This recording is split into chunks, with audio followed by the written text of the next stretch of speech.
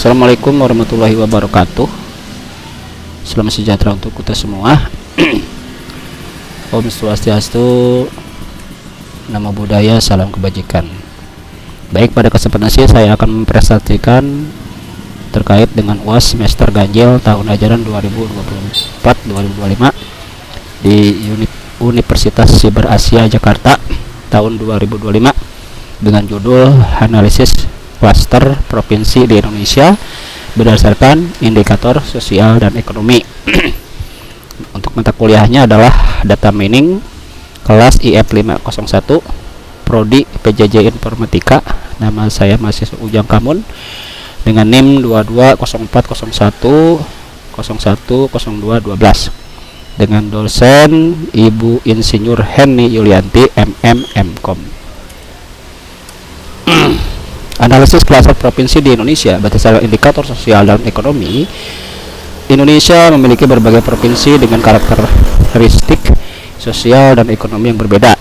Analisis klaster digunakan untuk mengelompokkan provinsi berdasarkan indikator seperti tingkat kemiskinan, angka melek huruf, pendapatan per kapita, dan tingkat pengangguran. Tujuannya adalah untuk memahami pola pembangunan dan merumuskan kebijakan yang lebih efektif. Metode penelitian yaitu dengan data dan metode. Datanya adalah penelitian ini menggunakan data dari BPS, Kementerian Keuangan, dan Bappenas. Metodenya, metode yang digunakan adalah Keyman Clustering dengan validasi menggunakan Shillhout Score and Elbaum Method. Hasil analisis yaitu ada 3 klaster, klaster 1, klaster 2, dan klaster 3. Sedangkan untuk klaster 1 yaitu terdiri daripada provinsi dengan indikator sosial dan ekonomi tinggi seperti di DKI Jakarta, Bali, Jawa, dan Jawa Barat. Sedangkan klaster 2 itu provinsi dengan indikator menengah seperti Sumatera Utara, Jawa Tengah, Kalimantan Timur. Sedangkan klaster ketiga itu ada provinsi dengan indikator rendah. Di dalamnya ada Papua, ada Nusa Tenggara Timur, dan Maluku. Untuk faktor utama yaitu akses pendidikan dan kesehatan, kedua investasi, dan ketiga adalah infrastruktur, di mana akses pendidikan dan kesehatan adalah akses pendidikan dan kesehatan baik berkontribusi pada peningkatan kualitas hidup dan ekonomi masyarakat, sedangkan investasi yang tepat sasaran dapat mendorong pertumbuhan ekonomi dan menciptakan lapangan kerja. Sedangkan infrastruktur yaitu infrastruktur yang memadai seperti jalan, listrik, dan telekomunikasi sangat penting untuk mendukung kegiatan ekonomi dan sosial. Implikasi kebijakannya adalah peningkatan infrastruktur di provinsi dengan ekonomi rendah, fokus pada pengembangan sumber daya manusia di daerah dengan tingkat pendidikan rendah, mendorong investasi di daerah berpotensi ekonomi tinggi tetapi kurang berkembang. Nah, metode average yang linkage, metode yang digunakan untuk pengelompokan ini adalah average linkage yang membantu dalam menentukan jarak antar klaster berdasarkan rata-rata jarak antara elemen. Ini adalah teknik yang efektif untuk memahami hubungan antar wilayah. Dengan tabel ini kita bisa lebih memahami bagaimana provinsi di Indonesia saling terkait dan memiliki kesamaan serta bagaimana mereka dikelompokkan berdasarkan karakteristik tertentu. Karakteristik klaster berdasarkan indikator sosial dan ekonomi. Di sini ada 5 klaster. Klaster 1 tingkat kemiskinan sebesar 10 sampai 15% dengan indeks pembangunan manusia atau IPM antara 65 sampai 70. Sedangkan PDRB produk domestik regional bruto mencapai 50 sampai 70 triliun, mencerminkan kondisi ekonomi yang cukup stabil. Klaster kedua tingkat kemiskinan lebih rendah yaitu 50 sampai dengan 10% dengan IPM yang lebih tinggi di kisaran 70 sampai 75.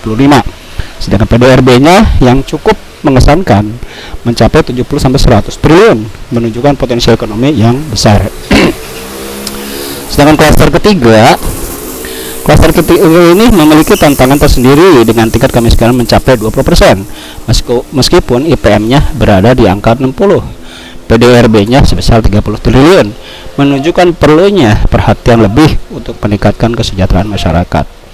Klaster keempat dengan tingkat kemiskinan 50 sampai 20% dan IPM 65, klaster ini menunjukkan adanya ruang untuk perbaikan. PDRB yang mencapai 40 triliun menandakan bahwa meskipun ada tantangan, potensi umum yang masih ada. Sedangkan klaster 5, klaster ini merupakan klaster yang menghadapi tantangan terbesar dengan tingkat kemiskinan 25% dan IPM yang cukup rendah yaitu 55, meskipun PDRB-nya hanya 20 triliun. Ini adalah panggilan untuk tindakan dalam meningkatkan kondisi sosial dan ekonomi masyarakat. Sedangkan untuk pengelompokan provinsi berdasarkan indikator kemiskinan, ada klaster 1, klaster ini mencakup banyak provinsi seperti Nanggroe, Aceh Darussalam, Sumatera Utara, dan Bali dengan tingkat kemiskinan antara 10-15%. Klaster ini menunjukkan keragaman budaya dan potensi ekonomi yang beragam. Klaster kedua mencakup provinsi seperti Kepulauan Riau dan Banten dengan tingkat kemiskinan yang lebih rendah yaitu 5-10%. Ini menunjukkan bahwa wilayah-wilayah ini memiliki kondisi sosial dan ekonomi yang lebih baik dibandingkan klaster lainnya. Sedangkan klaster 3, menariknya dari klaster ini hanya terdiri dari 2 provinsi yaitu DKI Jakarta dan Kalimantan Timur dengan tingkat kemiskinan yang sangat rendah yaitu 5%. Ini mencerminkan kekuatan ekonomi dan infrastruktur yang lebih baik di kedua wilayah tersebut. Sedangkan klaster keempat yaitu Daerah Istimewa Yogyakarta berada di klaster dengan tingkat kemiskinan 15% sebagai daerah yang kaya akan budaya dan Yogyakarta menunjukkan bahwa meskipun ada tantangan, potensi untuk berkembang tetap ada. Sedangkan klaster kelima, klaster terakhir mencakup Papua yang memiliki tingkat kemiskinan tertinggi yaitu 20%. Ini jadi penghambat banyak pekerjaan yang harus dilakukan untuk meningkatkan kesejahteraan masyarakat di wilayah ini. Pengelompokan provinsi berdasarkan akses dan infrastruktur telekomunikasi. 1. Klaster 1, kualitas akses telekomunikasi yang sedang. Kedua, klaster 2, kualitas akses telekomunikasi yang rendah. Dan ketiga, kualitas yang jelek. Kesimpulan dan saran. Klasterisasi membantu memahami pola sosial ekonomi antar provinsi sehingga kebijakan dapat lebih tepat sasaran. Pemerintah perlu menerapkan kebijakan berbasis klaster dan melakukan penelitian lebih lanjut untuk meningkatkan keakuratan analisis. Demikian dari saya, terima kasih. Wassalamualaikum warahmatullahi wabarakatuh.